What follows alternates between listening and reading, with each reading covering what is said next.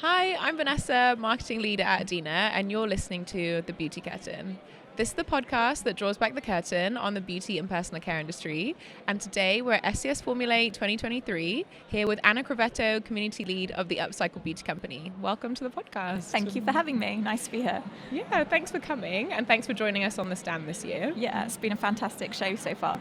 Yeah, I was just about to ask, how are you finding the show this year? I think SCS is always fun. Everyone is here not only for the work part, but for the social part as well. So you see a lot of familiar faces, get to catch up with people you haven't for ages. So yeah, it's a nice kind of community feel. That's good. Do you feel like you've been busy this year at the stand? Yeah, I feel like we've had some really nice meetings. It's kind of a consistent flow of visitors, and we were really lucky yesterday, had a presentation. Harry, our general manager, was invited to give an informed speech and had a really full room, so I think that's a good turnout for us. Yeah, that's great. I'm glad it's going so well for you guys this year. Yeah. So let's dive in to the podcast. I would firstly love to know a bit more about you and your background before we get onto the Upcycled Beauty Company. So can you share a little bit more about your experience in the beauty and personal care industry? Yeah.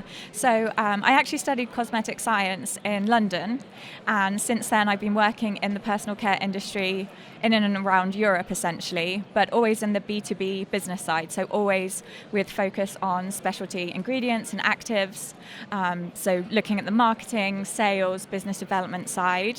And then last year I joined the Upcycled Beauty Company as the community lead, so not only looking at promoting our products and selling our products, but really trying to drive a mission, create a community in person and online. So it's a really nice kind of forward thinking way of selling and getting our company message out there. Amazing. So I guess let's get on to the company a little bit more. I guess it's in the title, what you guys specialize in. Does what it says on the tin. Exactly. But I would love to know more about kind of what the Upcycled Beauty Company is famous for, and maybe more about your mission. Yeah. So we are a raw material manufacturer. We focus on byproducts or waste products coming from food, forestry and drink, and we take those valuable resources essentially and upcycle them into cosmetic actives and ingredients. And we're really born of a mission. We have a vision that all personal care materials, products, packaging should come from secondary or byproduct resources. Kind of values really focus around we don't need to be using primary resources in the personal care industry for product development. And this is nothing new within personal care. If you look at the history of raw materials, things like lanolin, even tallow, collagen, keratin, even petrolatum jelly, all of these are byproducts. The problem is, over the last, let's say, 10 years, as an industry, we've moved away from animal-derived ingredients, synthetic-derived ingredients, and have had this big focus on plant-based products, which is really good. That's how the industry should be moving. But we also think we don't need to compete with the food chain. We can take waste coming from other industries, which is still, full of valuable phytocompounds, metabolites of interest, and create really innovative raw materials from those. Wow, so I'd love to know a bit more about those raw materials. Maybe can you give us some examples of the ingredients in the portfolio and kind of what waste streams you use? Yeah, so we look at different waste streams. It is mostly coming from the food industry because actually the food industry has huge issues with loss of food. So food being dropped throughout the supply chain, essentially, so never actually reaching us in the supermarket. 1/3 of all produce ever grown never even reaches the supermarket floor. So this is a huge loss of resources. So we can take material from different supply chains, such as juicing, taking byproducts from juice. But some of my favorite products actually are based on waste coming from beer brewing and gin production. And we have a partnership with a local distillery, which is only 40 miles from us in the southeast of England. So you have this really nice kind of local British provenance and kind of community that we're looking what's available in our space and what waste within businesses in our area we can upcycle and use. So that's amazing that you're taking gin waste streams, beer waste streams, and creating ingredients with that. Are you finding that there's an uptake of brands using this now? Yeah, so I think people are really buying into the upcycling trend. I don't really like to use the word trend because we really see this as the future of the personal care industry, and not just the personal care industry, because circular economy principles are being adopted more and more. We can't generate waste as we have before. So I think people start to understand upcycling more. They start to understand the concept of, having a circular process where you use every part and try to reduce the amount of waste and emissions that are created. And I think the personal care industry lends itself very well to this because we have this history already of using byproducts, and we are very much focused as an industry on sustainability and adopting those new ideas and innovations. So you can really see an uptick in brands using that. I've got an example here actually I can show you. So for example, this is Bulldog Skincare for Men, so a UK brand, male skincare, and they've actually used an ingredient upcycled from Beer Pride products. Works really well in male skincare, of course, because who doesn't like to drink beer? So even kind of mainstream brands are beginning to pull in those ingredients. So we're really trying to get the percentage of upcycled ingredients increased in a formula, but you can see from Nivea through to even really luxury brands like Paul McCartney's daughter, what's her name? Sorry. Stella McCartney, thank you. She's got a new beauty line to go with her fashion range. And, she's focused on zero waste and circularity as well. So you can see it kind of coming into the mainstream, but also mass market and prestige. Gosh, that's amazing that this not trend, this movement seems to have grown so much. Have you seen this at the show, do you think? Yeah, I think walking around you can see that different companies are embracing upcycling, looking at different waste streams. Of course, food is a key one, but forestry as well, forestry byproducts.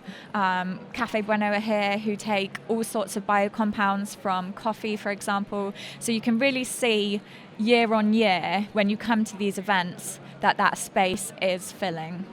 Yeah, actually, I'd just like to mention that I love how mission-driven you guys are, and that you don't just work alone, that you collaborate with other companies as well, like you just mentioned Cafe Bueno. So can you tell me a little bit more about that? Yeah, so we really think as an industry, and even cross-functionally with other industries, we need to work collaboratively. I think the personal care industry has a history of being secretive, like, oh, this is my formula and product and my innovation, and we don't want anyone to know what's in it, which to a certain extent that's necessary because, you don't want your very clever or innovative product being copied.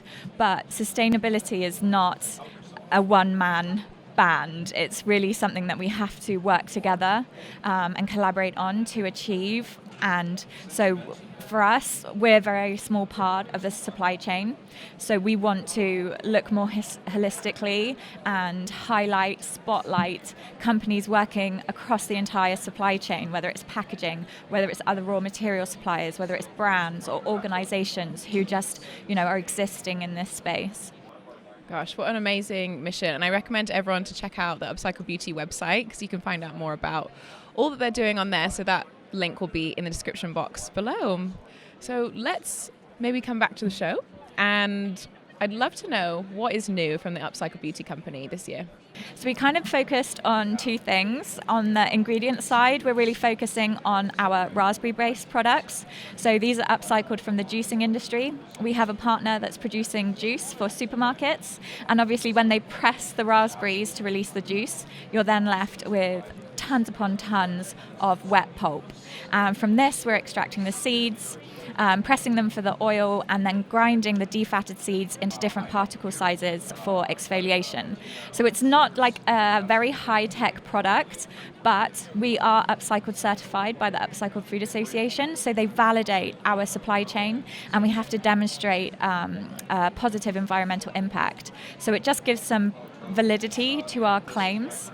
And so we've had a whole theme this year based on raspberries, based on an English garden, and showing how you can go from taking a raspberry, turning it into a food product, then turning it into multiple cosmetic ingredients, and then what can you do with that in the final product. So we also have some cherished formulations, which is our demonstration brand showing fully upcycled formulations. And so we've really been embracing the raspberries. We've created some emollient butter scrubs that are in the shape of a raspberry, smell delicious like They raspberry. look very cool. Yeah, good enough to eat.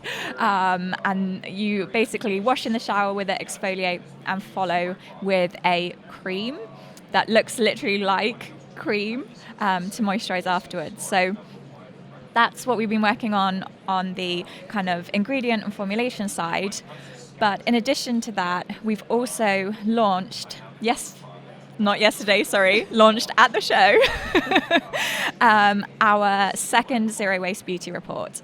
So this is a deep dive into not just the personal care industry, but zero waste, crossing, several different industries, taking inspiration from different industries. And again, looking holistically at what people are doing and where perhaps personal care is going. So focusing on ingredients, because of course that's important, and formulations, but also looking at sustainable packaging, greener manufacturing, and just trying to provide a really comprehensive but intriguing and inspiring report to hopefully build awareness around zero waste and what companies can do for themselves as well. Yeah, also that Zero Waste Beauty Report will be in the description box below. Make sure to download and have a look at that. So you've brought some examples of some packaging. Can you maybe talk us through what you've got here? Yeah, so we like to highlight, like I said, other people kind of working within the sustainable space. So just have some packaging examples that are included in the Zero Waste Beauty Report. So the first is, I think it's a 50 ml jar. It's double lined, for example, and it looks and feels like plastic. It's quite like a luxe product, but actually it's made from upcycled bamboo resins, and it's 90 days compostable. So there's just so many innovations that can take us away from the typical kind of plastic packaging, and this is just one example. This is a brand called Clement Packaging. They're from California, and so we like to really try and highlight and give that holistic view of the product development cycle. And then I've also got another one. This is from, again, another California company called Moquin Press, and they are creating paper which is tree-free, so tree-free paper. And this is really important, especially here in Europe. If you look at what we have done over the last years, plastic has been demonized, and especially single-use plastic.